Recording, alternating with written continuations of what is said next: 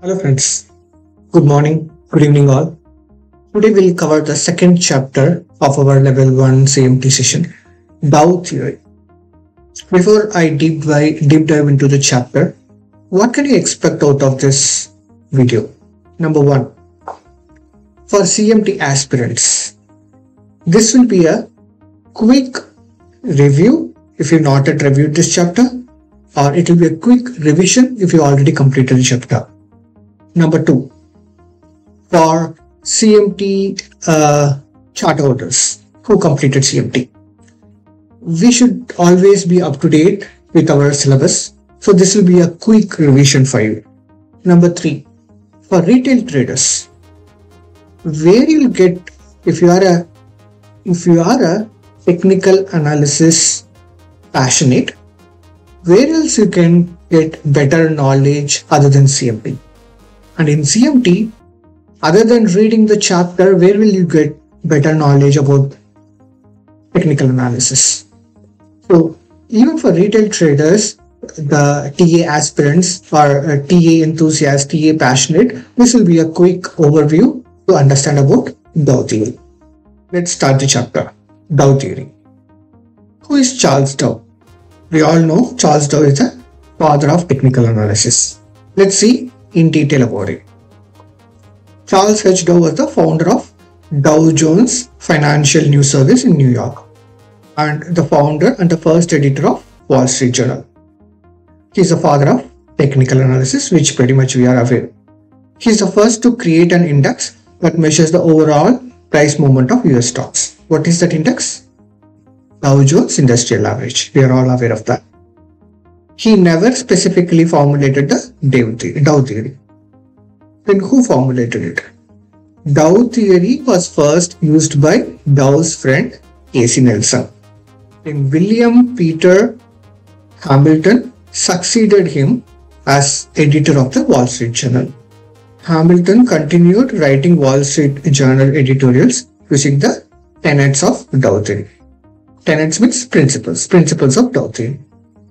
Alfred Calls performed the first formal test of the profitability of the trading using tenets, which is principle of Dow Theory, in 1934. Calls' study is the foundation of the random walk hypothesis and efficient market hypothesis. After Hamilton's death, Robert Rhea further refined what had become known as Dow Theory. The three hypotheses from Rhea. The primary trend is inviolate. Shortly, I'll explain about primary trend. What does it mean? Primary trend is inviolate. Primary trend cannot be manipulated. The average discounts on everything. What does it mean? Prices contain all the information. All the news, supply and demand, everything is factored into price. And average, this Dow Jones Industrial Average is the average of price or average price of all the stocks, right? So average discount on everything. Dow Theory is not infallible. What's the meaning? It's not wrong. It's always effective. It was effective in the past. It is effective in the present and expected to be effective in the future as well. Dow Theory theorem. There are three theorems mentioned in this chapter. Theorem number 1. What is the ideal market picture? Ideal market picture, always there will be a bottom, uptrend, top, downtrend. This is pretty much theoretical. It's not always goes in this sequence, but this is the ideal market picture theoretically we should be aware of.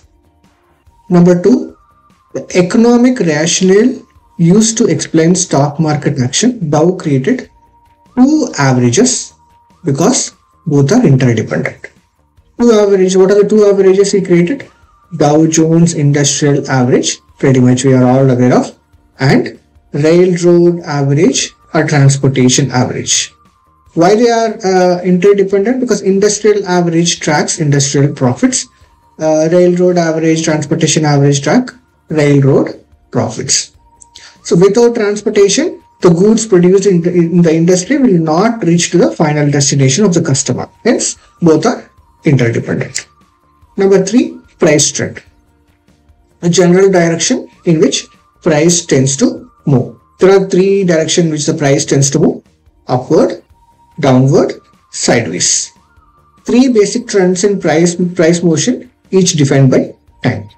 Primary trend, broad upward downward movements last several years. Secondary trend, important decline or rally in a primary trend. 3 weeks to many months, price fall off, erasing 33% to 66% of the gain.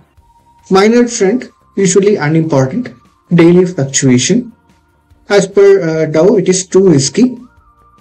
Prices become more random and unpredictable as the time horizon shrinks. Intraday trading, which Dow doesn't suggest. And when we see that in TradingView, so this is the SPY in the US stock market index, S&P 500 index.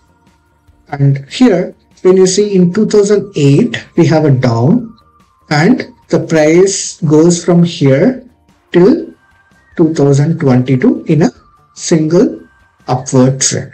So this is the primary trend. And anything between, for example, in 2019, there is a downfall. This is secondary trend. I think this is because of Brexit, I suppose. And during coronavirus COVID situation, we have a downtrend that happened in 2020. Those are secondary trends. All smaller minor trends are smaller fluctuations. Not advisable to trade on the smaller fluctuations as per Dow. Concept of confirmation. Dow ignored the movement of one average not confirmed by other. Here we have the chart of two averages. One is industrial average, another one is transportation average. Here if you see, there is in the industrial average, there is a new low, and even in the transportation as well, there is a new low which is confirmed.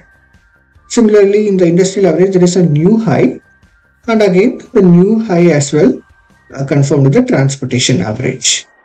If it is not confirmed, Dow suggests to ignore those movements. For example, here there is a new low, but it is not happening in the industrial average. Dow suggests not to consider this, ignore this movement. In the present day confirmation between indexes need for, right now in Dow's period they were industrial and transportation. Now we have consumer staples, transportation, we have technology, communication services, healthcare, etc. So instead of comparing between industrial and transportation average, nowadays we can compare S&P 500 and Russell 2000. S&P 500 is largest, highest capitalized companies in US. Russell 2000 is smaller companies, high growth, technology based. And in the chapter we have importance of volume. Volume cannot signal trend reversal, but it can be a secondary confirmation of trend. When can we consider it as an overbought market based on volume? Prices are high. When there are rallies in the sense when there is upward trend, the volume is low. And when there are declines, downward trend, there are more volumes. In that situation, it is overbought market. Similarly, in oversold market, prices are low. There are dull declines. Whenever the downward market, it's dull, lesser volume. When there are rallies, upward movement of market, then there are more volumes. Combination of 3 weeks, oversold market. What is the criticism of Dow theory? Recognize trend after it has occurred.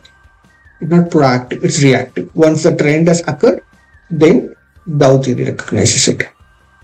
Different trends are not strictly defined. Secondary trends often appear like primary trend. When it is a primary trend, it need not to be always an upward trend. It can be a downward trend as well. But when a secondary trend happens for a downward movement of price, maybe sometime it is recognized as a primary trend. There is no strict definition. There are ways to identify which we'll cover in the further chapters. Thanks for your time. We'll see you in the next video. Bye-bye.